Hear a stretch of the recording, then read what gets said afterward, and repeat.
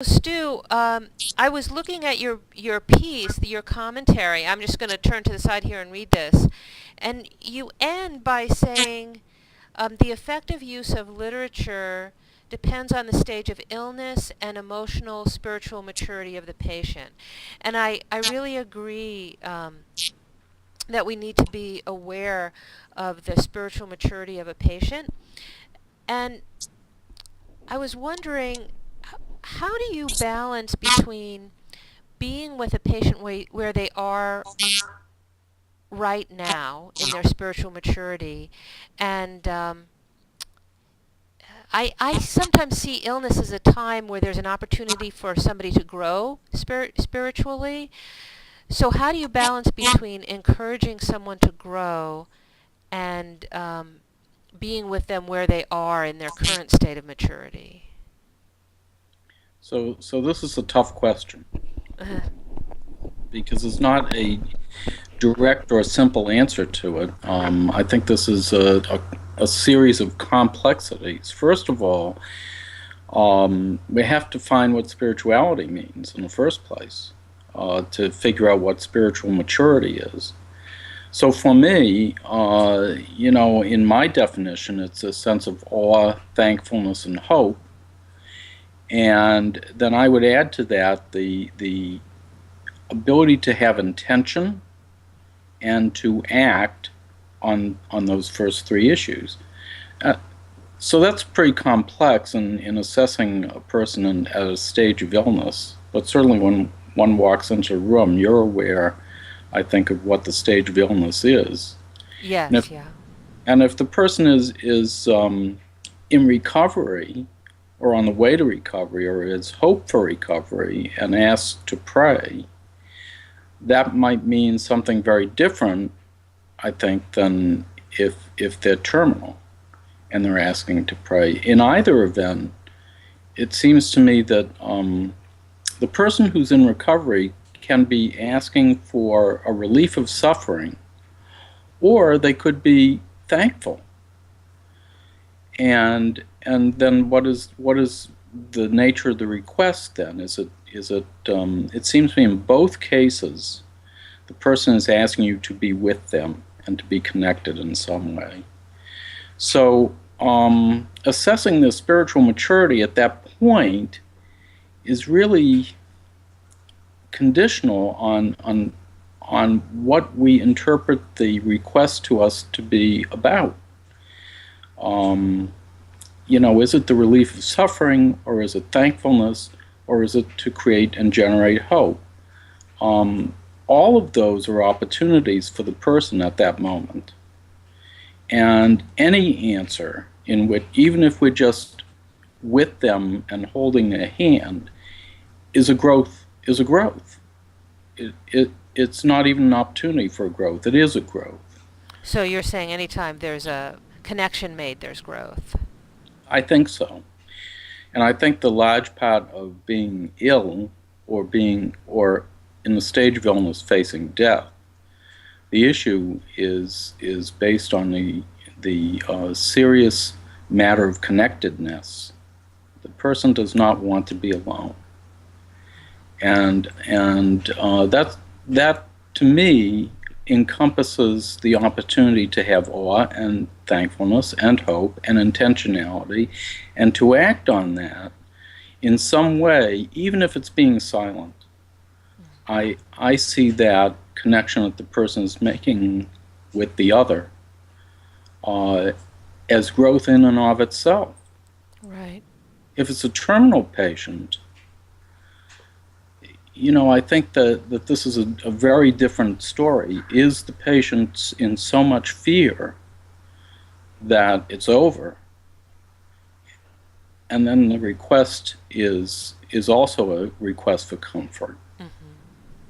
Or is it that the person has reached a stage of acceptance, which I would also define as a mature emotional, spiritual approach to death, is to say, okay, this is it. And then, is it the request to look over one's life, or is it the request just to be with them in the process of transiting out. Before we continue, I want to turn on the overhead light. Hang on a second.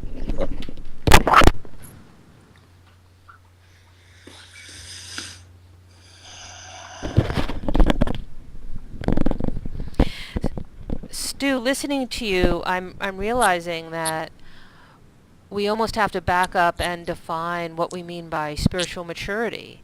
And Right. so it sounds like what you're saying is an ability to, let me see if I can summarize this correctly. Spiritual maturity is an ability to connect, an ability to experience awe, and maybe an ability to articulate a range of emotions and reactions to whatever the stage of illness is. Does that seem like what you're trying to say? Yeah, for me, again, I break it down into essentially three categories that I would assess as looking at whether the person is spiritually mature or not. One is, can they have awe? So if a person is sick and they say, I'd like to pray because I can't believe what's happening to me and that it's being treated. Wow. That's one issue.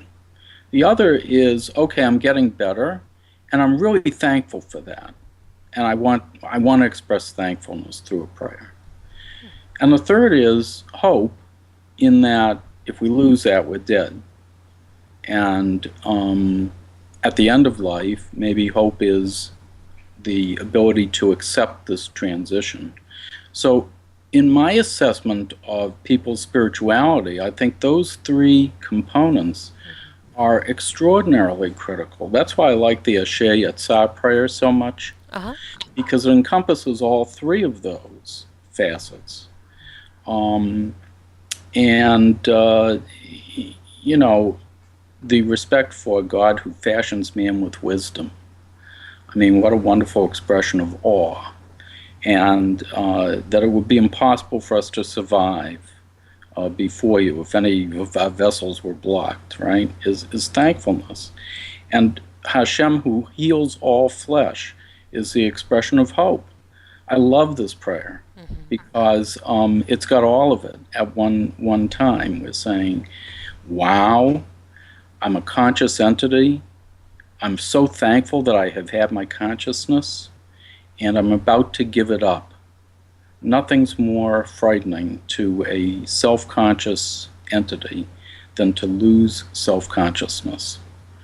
And I think that in that case, this is where the hope comes in, but being able to, even in that time, to being able to say, it's been great, is a level of spiritual maturity. And to ask someone to pray with you during that time, the selection of which prayer, I think, is so critically important, because as we discussed before, my cup runneth over might not mean so, or something different to somebody who's just about to transit out of life than somebody who's actually in a stage of recovery from illness. Yeah. Some So of it's this very, can, go ahead. yeah, it's very differentially applied, I think, differentially analyzed and differentially applied. Yeah. Some of this can be so counterintuitive because in my experience at the hospital, some of the patients who express the most gratitude are patients who are dying Mm-hmm. because they've really stopped. I mean, not every patient. I mean, for sure you have many patients who go into death with a lot of fear and with loss of hope, but sometimes because those patients are so intensely in a place of life review that they can be feeling very grateful for things small and large that have occurred in their Right. life. Right. Well, that's the ego integrity versus despair story. Eric Erickson's 8 stages. It's the last stage. Is I can have ego integrity. I can review my life. I can see that it was worthwhile. My cup runneth over, or I can approach this in despair. And which is the more spiritually mature? I mean, that's a really tough question, because it's so dependent on what's happening to this person at that very moment. And for me, my experience with this is that people just want you to be with them, whether they're in a stage of recovering from illness or they're a stage in transiting out of life. The most important thing, I think, is this issue of connectedness. And the prayer in and of itself is a connecting vehicle. I mean, it's got a rhythm to it, that's healing in and of itself. Yeah. And I can't remember who talks about this, but a communication expert talked about the fact that only 5% of what we communicate are the words ourselves. So going back to Psalm 23, 5% of what you're communicating when you recite that is the word itself. But so much of it is about tone and body language and inflection and all of that. so it depends which part of the brain you want to appeal to. If you want to approach this from a cognitive level, we might have less success than if we approach it from an issue of the basic brain, which responds to rhythm and responds to personal connection and touching, and if we want to take it at an intellectual level, it's a whole different story. I think the issue of spirituality for me is this dialogue that goes on in between the limbic system and the cerebral cortex. And it's a dialogue. I mean, this is our tradition as a man is both a animal and an angel at the same time. So, we've got a basic reptilian brain covered up by a cerebral cortex, and there's this wonderful dialogue that goes on between these two parts of the brain in almost any decision making. And I think we have to kind of appeal to both in the patient who's suffering or who's ill, because both of those parts of the brain are working. They're both trying to figure out what's going on. And I think I come back to this issue of self-awareness because it's so important to me in thinking about spirituality.